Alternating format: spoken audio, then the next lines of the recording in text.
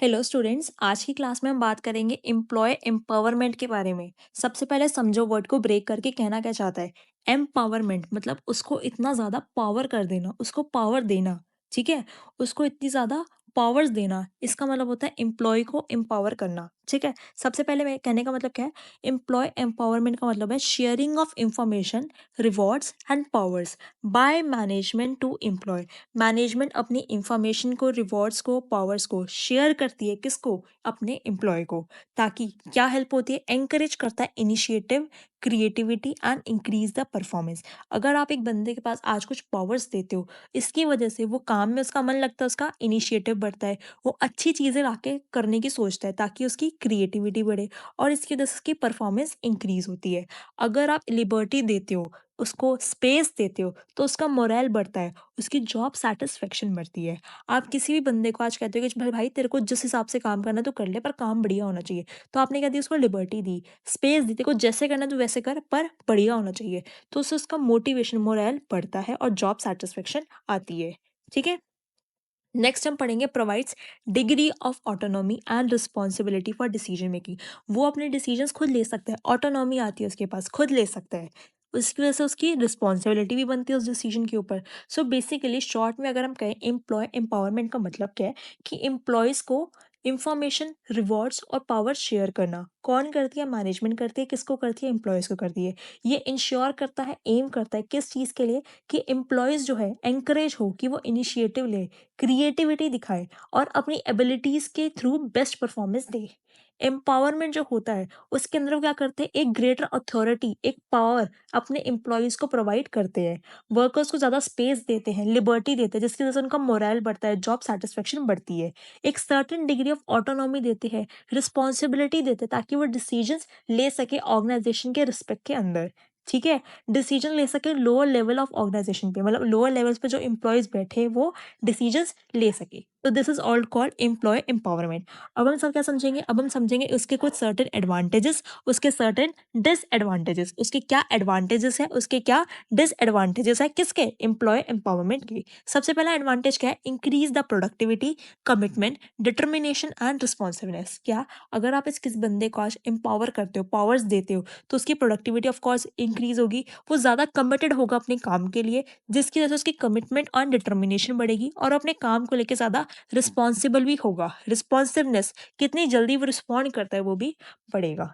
ठीक है, ईजी है चारों चीज़ें। क्या क्या चीज़ें इसकी बढ़ेगी, इसका एक अलग अलग पॉइंट भी बना सकते हो, कोई दिक्कत नहीं। मैंने सारे आपको वर्ड्स जिससे आपको सेंटेंस क्रिएट करना है वो सारे मेंशन कर दिए।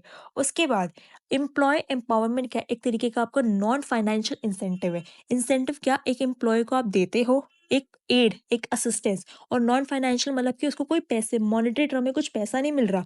नॉन फाइनेंशियल एक तरीके का इंसेंटिव है जिससे एम्प्लॉय खुश होता है। नेक्स्ट, वो बेटर सर्विस देता है, अपनी क्वालिटी सर्विस देता है, किसके, अपने कस्टमर को। एक्सेप्ट करता है चैलेंजेस, डिफिकल्टीज एंड चेंजेस। जितने भी चैलेंजेस, डिफिकल्टीज, चेंजेस वगैरह, एम्प्लॉय उसको एक्सेप्ट करने की ताकत रखता है। उसके बाद एंकरेज करता है अपने अंदर एंटरप्रेन्योरियल स्किल्स, ट्रेड्स, जिसकी वजह से वो डिसीजंस ले सकता है, एक्शंस ले सकता है और कंट्रोल रख सकता है अपने ऊपर। ठीक है, एम्प्लॉय एम्पावरमेंट करने की वजह से वो एंकरेज होता है, वो प्रमोट होता है कि वो एंटरप्राइज के तरीके से सोचता है, एंटरप्रेन्योर के तरीके से सोचता है। बेसिकली क्या, एंटरप्रेन्योरियल ट्रेड्स उसके अंदर आते हैं कि मेरी ही ऑर्गेनाइजेशन है, मेरे पास डिसीजन मेकिंग है, मैं वो काम करना था तो मैं कैसे करता, मैं क्या एक्शंस लेता, मैं क्या डिसीजन लेता, मैं अपने ऊपर कंट्रोल कैसे रखता। सो बेसिकली अगर हम एम्प्लॉय को एम्पावर करते हैं तो उसके अंदर एंटरप्रेन्योर जैसे ट्रेड्स आ जाते हैं। ठीक है, जिसकी वजह से ओवरऑल परफॉर्मेंस ऑर्गेनाइजेशन की क्या होती है, इंक्रीज होती है। तो इन सारे पॉइंटर से आप क्या कर सकते हो, एम्प्लॉय एम्पावरमेंट की एडवांटेजेस लिख सकते हो। क्या क्या, प्रोडक्टिविटी बढ़ेगी, आंखें बंद करो मेरे साथ बोलो, प्रोडक्टिविटी बढ़ेगी मैम, कमिटमेंट बढ़ेगी, डिटर्मिनेशन बढ़ेगी, रिस्पॉन्सिवनेस बढ़ेगी, नॉन फाइनेंशियल इंसेंटिव की तरह काम आता है, बेटर क्वालिटी सर्विस दे पाएंगे अपने कस्टमर को, चैलेंजेस को एक्सेप्ट करता है, चेंजेस को एक्सेप्ट करता है, एंटरप्रेन्योरियल ट्रेड्स आते हैं, उसके अंदर खुद के डिसीजन ले पाएगा, एक्शंस लेके पाएगा और अपने ऊपर बिलीफ रख पाएगा, अपने ऊपर ये विश्वास रख पाएगा कि मैं अपने ऊपर कंट्रोल कर सकता हूँ। ठीक है, सर्टेन डिग्री ऑफ पावर उसके पास आती है। एम्प्लॉय जो होता है अपने इनोवेटिव इन्वायरमेंट में काम कर सकता है। ओवरऑल परफॉर्मेंस जो होती है ऑर्गेनाइजेशन की वो बढ़ती है, किसकी वजह से, एम्प्लॉय एम्पावरमेंट की वजह से।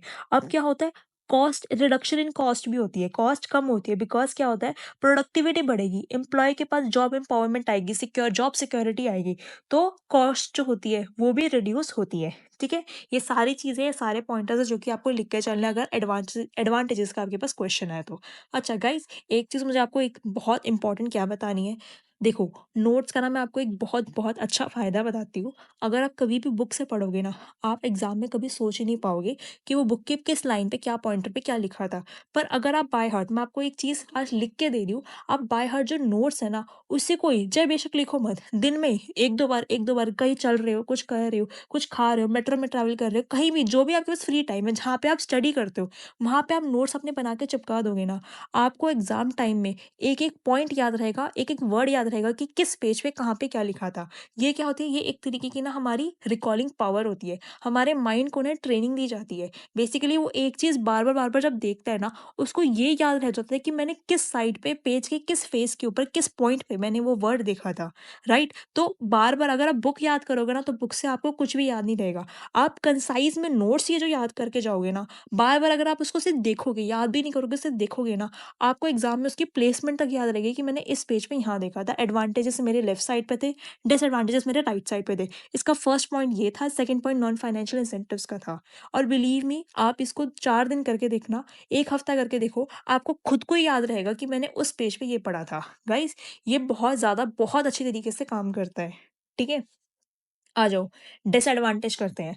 अब एम्प्लॉय एम्पावरमेंट जो है, उसकी कुछ डिसएडवांटेजेस भी है। समझो क्या? Additional confidence leads to arrogance, जिसके पास ज़्यादा ताकत, उसके अंदर ज़्यादा एटीट्यूड। तो ज़्यादा ताकत, ज़्यादा पावर्स दे दी, तो एडिशनल जो उसका कॉन्फिडेंस बिल्डअप हुआ है ना, उसकी वजह से वो बंदा एरोगेंट बन जाता है कि आज मेरे पास जो है वो तुम्हारे पास नहीं। एरोगेंस आती है, ऐसा ट्रेट आता है उसके अंदर, ठीक है?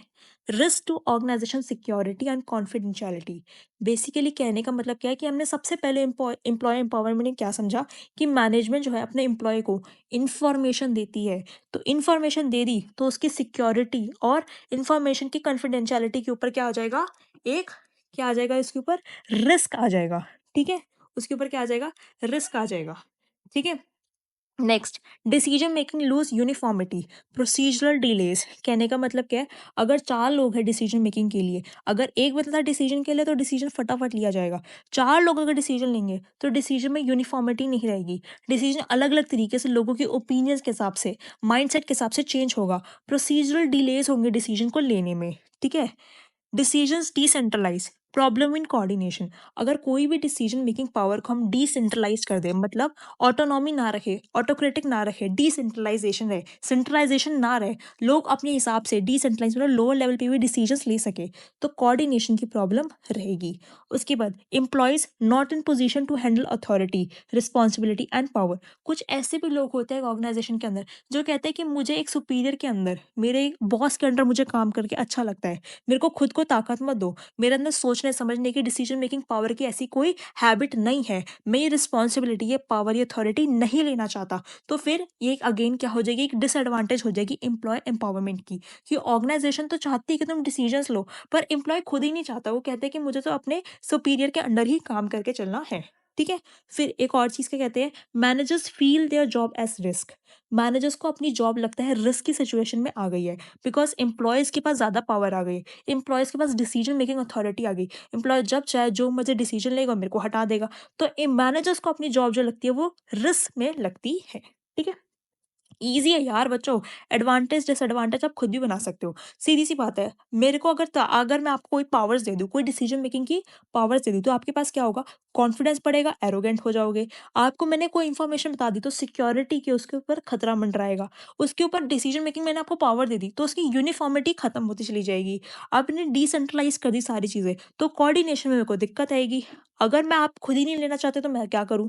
अब मैं आपको बताती हूँ कि आप अच्छे लोग बनो, अच्छे डिसीजंस लो, पर आप खुद ही कहते हो कि मैम मुझे रिस्पॉन्सिबिलिटी नहीं चाहिए, बहुत बड़ी रिस्पॉन्सिबिलिटी मैं नहीं उठा पाऊँगी, तो वो चीज़ भी दिक्कत है। उसके बाद मैनेजर्स को लगता है कि मेरी जॉब जो है वो रिस्क में आ जाएगी अगर एम्प्लॉइज़ को ज़्यादा पावर मिल जाएगी, ठीक है?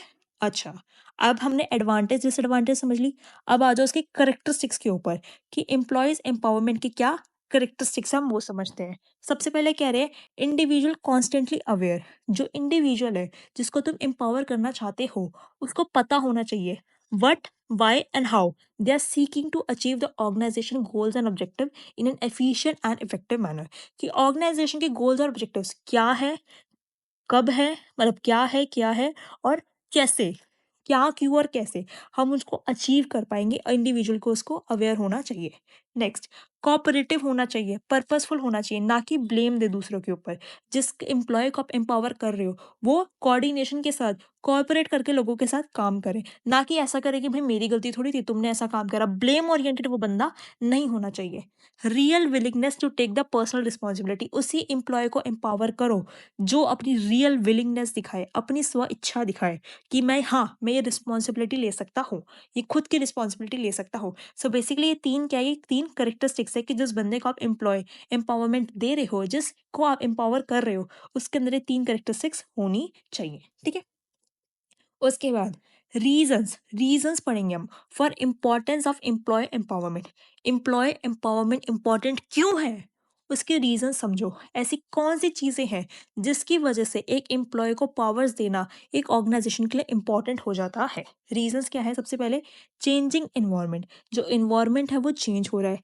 एस्केलेरेशन इन कस्टमर डिमांड, कस्टमर की जो डिमांड है वो दिन पर दिन बढ़ती जा रही है। स्पीड ऑफ कॉम्पिटिटिव रिस्पॉन्स, हमारे से पहले हमारे जो कॉम्पिटिटर्स है वो अच्छे तरीके से क्या करते हैं, रिस्पॉन्ड करने लग जाते हैं। ठीक है, सो बेसिकली क्या है, changing environment, exploration of customer demand and speed of competitive response. ठीक है, सबसे पहले क्या कह रहे हैं, इनकम्पैटिबल विद ओल्ड स्टाइल। ये सारी चीजें जो है ना पुराने तरीके से अब नहीं चल सकती है, ओल्ड स्टाइल से अब क्या है, इनकम्पैटिबल हो चुकी है।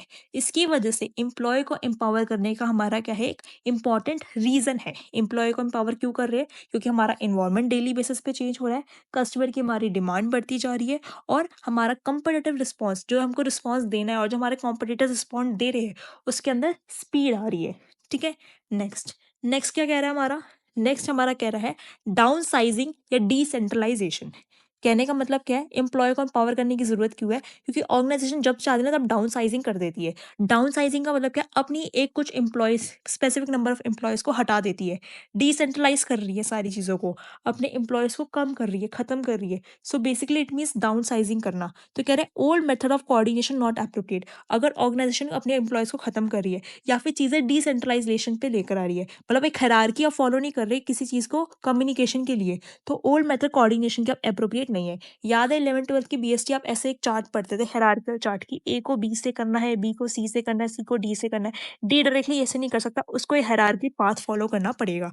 तो ऑर्गेनाइजेशन जब डिसेंट्रलाइजेशन के ऊपर आ रही है कि नीचे लेवल जो डी बंदा है वो भी अपनी पावर्स का इस्तेमाल करके डिसीजन मेकिंग कर सकता है, तो उसके लिए अब कोऑर्डिनेशन जैसे हम पहले तरीके से कर रहे थे वो एप्रोप्रिएट नहीं रह गया।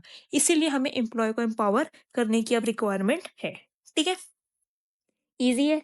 अब इसकी बात समझो, इसके बाद क्या कह रहे हैं, more integration, corporation, cross functional activities. क्या, more integration, cooperation, cross functional activities done by empowerment. अगर हम एम्पावरमेंट कर देंगे तो अच्छे तरीके से वो काम करेगा, अच्छे तरीके से वो कॉपरेट करेगा, और बहुत सारी cross functional activities, sale, purchase, मतलब बहुत सारी एक्टिविटीज़ अलग अलग डिपार्टमेंट की वो आसानी से कर लेगा।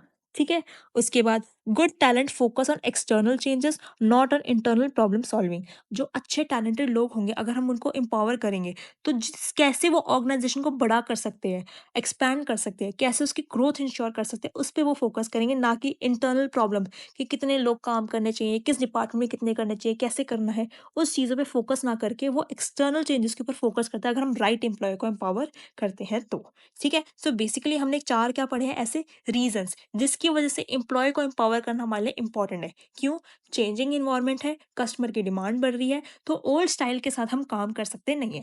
डाउन साइजिंग कर रहे हैं, एम्प्लॉय को हटा रहे हैं, कम्युनिकेशन डिसेंट्रलाइज कर रहे हैं, पावर जो होती है, अथॉरिटी जो होती है वो डिसेंट्रलाइज कर रहे हैं, तो जो पहले मेथड थे कोऑर्डिनेशन के वो अप्रोप्रिएट ही नहीं रहे। इंटीग्रेशन करेंगे, कॉपरेशन आएगा, क्रॉस फंक्शनल एक्टिविटीज जो बंदा परफॉर्म करेगा कैसे, अगर वो बंदा एम्पावर है तो। नेक्स्ट, अगर बंदा अच्छा गुड एम्प्लॉय एम्पावर्ड है तो वो एक्सटर्नल चेंजेस पे फोकस करेगा, ना कि इंटरनल प्रॉब्लम सॉल्विंग के ऊपर। ठीक है, ईजी है। अब देखो क्या कह रहे हैं, इम्प्लीकेशंस ऑफ एम्प्लॉय एम्पावरमेंट। अगर हमने एम्प्लॉय को एम्पावर कर दिया तो उसके बिहाफ पे हमें क्या मिलेगा, उसकी क्या इम्प्लीकेशंस होगी, एम्प्लॉय एम्पावरमेंट करने के बाद क्या होगा, बेसिकली क्या है ये, रिलेट करती है आपकी एडवांटेजेस, जो हमने यहाँ पे एडवांटेजेस पढ़ी है ना, उसी का ही नाम चेंज करके बोलते हैं कि इम्प्लीकेशन क्या होगी एम्प्लॉय एम्पावरमेंट की। तो क्या इम्प्लीकेशन होगी, आपका जो कमिटेड एम्प्लॉय जो है वो कमिटेड हो जाएगा, लॉयल हो जाएगा, ईगर रहेगा, मतलब बेचैन रहेगा न्यू न्यू आइडियाज़ को शेयर करने के लिए, अपने अंदर एंटरप्रेन्योरियल ट्रेड्स लेकर आएगा, ठीक है, एंटरप्रेन्योर ट्रेड्स लेकर आएगा, कंपनी की प्रोडक्टिविटी को इंक्रीज करेगा, कॉस्ट को रिड्यूस करेगा, बेटर कस्टमर सर्विस देगा और चेंज के लिए एम्ब्रेस करेगा। ये सारे वही पॉइंटर्स हैं जो हमने यहाँ पे पढ़े थे, ये देखो, ठीक है। चेंजेस चैलेंजेस को एक्सेप्ट करेगा, बेटर क्वालिटी कस्टमर के लिए लेकर आएगा, एंटरप्रेन्योर ट्रेड लेकर आएगा, ओवरऑल परफॉर्मेंस ऑफ ऑर्गेनाइजेशन को इंक्रीज करवाएगा, प्रोडक्टिविटी को इंक्रीज कराएगा, यही सारे चेंजेस लिख दिए। तो अगर आपसे क्वेश्चन पूछे इम्प्लीकेशंस बताओ, इट मीन्स एडवांटेजेस बतानी है, ठीक है। ठीक है। अच्छा, अब समझो एम्पावरिंग ऑर्गेनाइजेशंस का मतलब क्या है। एम्प्लॉय एम्पावर तो हमने समझ लिया, एम्पावरिंग ऑर्गेनाइजेशंस क्या होती है, इसका मतलब होता है ऐसी organisations, empowering organisations are those organisation which are committed, जो ऐसी ऑर्गेनाइजेशन है जो कि एंकरेज कर रही है, जो कि सपोर्ट कर रही है द एम्पावरमेंट ऑफ एम्प्लॉयज। ऐसी ऑर्गेनाइजेशंस जो कि एम्प्लॉयज की एम्पावरमेंट को अपना सपोर्ट दे रही है, एंकरेज कर रही है, वो कहलाती है हमारी empowering organisations. Modern day organisations जो होती है ना, उनको पता है कि एम्प्लॉय को एम्पावर करने की क्या वैल्यू है, बेसिकली कितना ज़्यादा इंपॉर्टेंट है, कितना ज़्यादा इंपॉर्टेंट है। इसलिए जितनी भी आजकल मॉडर्न डे ऑर्गेनाइजेशंस हो रही हैं उनको हम एम्पावरिंग ऑर्गेनाइजेशंस कह रहे हैं। Easy, easy. अच्छा, अब हमारा लास्ट टॉपिक समझो। सबसे पहले क्या कह रहे हैं, barriers, barriers for effective empowerment of employ. हम एम्प्लॉयज की एम्पावरमेंट अच्छे तरीके से नहीं कर पा रहे, इसके क्या बैरियर्स है, क्या चीजें हमें रोक रही है। Next, actions taken for effective empowerment of employ. Employees की एम्पावरमेंट अच्छे तरीके से हो जाए, हम सारे एम्प्लॉयज को अच्छे तरीके से एम्पावर कर दे, उसके लिए क्या एक्शंस लिए जा रहे हैं वो समझो। मैंने टी फॉर्मेट में बना लिया ताकि आपको ईजी रहे। सबसे पहले क्या दिक्कतें आ रही हैं, उन दिक्कतों को सॉल्व करने के लिए क्या क्या एक्शंस लिए जा रहे हैं। दिक्कत क्या है, सबसे पहले अथॉरिटेरियन ऑर्गेनाइजेशन कल्चर। जो ऑर्गेनाइजेशन का कल्चर अथॉरिटेरियन है, बेसिकली ऐसी ऑर्गेनाइजेशन का कल्चर जहाँ पे ऑटोक्रेटिक है, वो सब कहते हैं कि सारी चीज़ें मैं लूँगा, तो वहाँ पे एम्प्लॉय को एम्पावरमेंट करना एक बैरियर हो गया। Basically lack of meaningful sharing of authority. ऐसी ऑर्गेनाइजेशन जहाँ पे अथॉरिटी जो है, पावर जो है, उसका शेयरिंग नहीं होती है, पावर जो होती है टॉप मैनेजमेंट के पास ही रहती है, उसको शेयर नहीं करती, तो वहाँ पे उस ऑर्गेनाइजेशन पे एम्प्लॉय को एम्पावरमेंट करना एक तरीके का आपका बैरियर हो जाता है, ऑब्स्टेकल हो जाता है। डिसीजन यहाँ पे सारी टॉप लेवल ले रही है, ठीक है। तो अथॉरिटेरियन ऑर्गेनाइजेशन कल्चर अगर ऑर्गेनाइजेशन के अंदर है तो एम्प्लॉय की इफेक्टिव एम्पावरमेंट नहीं हो पाती। Next, loss for authority. कहने का मतलब क्या है, ऐसे मैनेजर्स जो कि पावर हंग्री होते हैं, जो कि पावर के भूखे होते हैं, ऐसे मैनेजर्स जो कहते हैं कि पावर सिर्फ मेरे हाथों में रहनी चाहिए, मैं किसी और को नहीं दूंगा, वो एक ऑटोक्रेटेड इन्वायरमेंट जो होता है ऑर्गेनाइजेशन में एस्टैब्लिश करते हैं, वो नहीं चाहते कि वो पावर को किसी के भी साथ शेयर करे। तो again it becomes a barrier, it becomes a hurdle for the effective empowerment of employees. क्यों, क्योंकि वो ऐसे मैनेजर्स हैं जो कि अपनी अथॉरिटी को शेयर करना चाहते ही नहीं है। Next, fear of retribution by superior. कहने का मतलब क्या है, आपका जो सुपीरियर है उसके मन में ये फियर है कि अगर मेरे एम्प्लॉय ने कुछ भी गलत काम किया तो मैं फायर हो जाऊंगा। इसका सबसे बढ़िया और सुप्रीम एग्जांपल क्या है, firing a coach if team fails. अगर टीम ने अच्छा प्रदर्शन नहीं किया, टीम ने सक्सेस नहीं लेकर आया, तो तुम कोच को ही बाहर निकाल दोगे। तो अगर ऐसा कुछ है ऑर्गेनाइजेशन के अंदर, तो उस केस के अंदर भी आपकी एम्प्लॉय एम्पावरमेंट जो है वो सक्सेसफुल नहीं होगी। Fear of retribution by superior, ठीक है। Next, fear of retribution by subordinate. कहने का मतलब क्या है, आप जो सबॉर्डिनेट है जिसको एम्पावर करना चाहते हो, अगर आप उसको एम्पावर कर रहे हो, वो डिसीजंस ले रहा है, तो आप उसके इनिशिएटिव्स को लेने के लिए उसको पनिश कर रहे हो। अगर आप उसने कोई काम करा, उसने कोई इनिशिएटिव लिया, उसके लिए आप उसको पनिश कर रहे हो, तो उस केस के अंदर भी आपकी एम्प्लॉय एम्पावरमेंट इफेक्टिव तरीके से नहीं हो सकती। मतलब कोई काम आपको, आप ये चाहते हो कि ऑर्गेनाइजेशन में जो भी काम आपका एम्प्लॉय करे वो सबसे पूछ पूछ के करे। अगर उसने अपने भी आप पे कुछ भी कर लिया और आप उस चीज़ के लिए उसको पनिश कर रहे हो, इनिशिएटिव लेने के लिए पनिश कर रहे हो, तो उस ऑर्गेनाइजेशन में एम्प्लॉय एम्पावरमेंट अच्छे तरीके से नहीं हो सकती। Next, dependency on subordinate. Again वही वाला पॉइंट कि वो कहता है कि भैया मैं खुद से कुछ काम नहीं कर सकता, मेरे को तो मेरा एक बॉस चाहिए। तो कंफर्टेबल है जब उसको बॉस लीड करके चलता है, ठीक है। तो उस केस के अंदर एम्प्लॉय एम्पावरमेंट करना एक तरीके का आपका बैरियर है। Next, lack of trust. Trust की कमी है, लोगों में अंदर ट्रस्ट की कमी है, जिसकी वजह से लोग जो है वो slow down and prevent acceptance, वो इस चीज़ को एक्सेप्ट ही नहीं करना चाहते कि एम्प्लॉय को एम्पावर करना चाहिए। कम्युनिकेशन पुअर है, अच्छे तरीके से कम्युनिकेट नहीं है। फियर है, बेसिकली क्या है, resist for change, feel secure, ask question, submit ideas. कहने का मतलब क्या है कि एम्प्लॉयज जो है वो चेंज को एक्सेप्ट करने के लिए रेजिस्ट कर रहे हैं, कह रहे हैं कि भैया नहीं, जो से चल रहा है वैसे चलते रहने दो। पर उस सिचुएशन के अंदर अगर हम उनको सिक्योर फील कराएं, ऐसा कहे कि नहीं भैया तुम्हें कोई भी डाउट्स हो, कोई भी क्वेरीज हो, तो ज़रूरी नहीं है आप तुम उनसे क्वेश्चन हमसे पूछो, क्वेश्चंस पूछो, अपने जो तुमको आइडियाज़ अच्छे लगते हैं वो हमारे पास आइडियाज सबमिट करो। अगर ऐसी चीज़ है तो हम इस चीज़ को ओवरकम कर सकते हैं। पर अगर एम्प्लॉयज़ के मन में फियर है कि वो चीज़ों को रेजिस्ट कर रहे हैं, कोई भी अननोन चीज़ आ रही है, उस केस के अंदर एम्प्लॉय एम्पावरमेंट जो है एक तरीके का बैरियर अगेन है। लैक ऑफ ट्रेनिंग, उनको एम्पावर तो कर रहे हो पर पता कि है ही नहीं उनको कि करना क्या है, जिसकी वजह से उनको कन्फ्यूजन आएगी। कन्फ्यूजन होने के साथ साथ उनको पता ही नहीं क्या करना, फ्रस्ट्रेशन, थकेंगे, गुस्सा आएगा, एंगर इश्यूज आएंगे। Lack of empowered working conditions, कहने का मतलब क्या है, ऐसी कंडीशंस ही नहीं है, ऐसी सिचुएशन, ऐसे एरिया, ऐसा सर्कमस्टांस, ऐसा इन्वायरमेंट ही नहीं है जिसकी वजह से हम उसको अच्छे तरीके से एम्पावरमेंट दे पाए। Fail to provide information, employ को एम्पावर तो कर दिया, उसको जो उसकी काम की इन्फॉर्मेशन है वही नहीं दे रहे, उसको ट्रेनिंग ही नहीं दे रहे, उसको सीखने की अपॉर्चुनिटीज़ ही नहीं दे रहे। अगर ये सारी चीज़ें तुम प्रोवाइड नहीं कर रहे हो उस एम्प्लॉय को, तो अगेन ये तुम्हारा बैरियर हो जाता है इफेक्टिव कम्युनिकेशन के लिए।